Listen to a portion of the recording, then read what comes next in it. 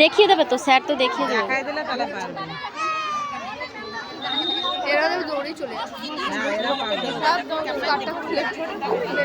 স্কার্টটা খুলে দিলে ভালো হতো তাহলে।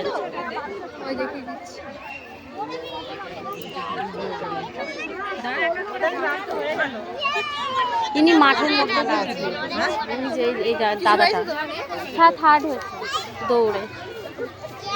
ও বাঁশি দিয়েছে, সব দৌড়েছে, ও খালি এদিকে তাকাচ্ছে কে আছে।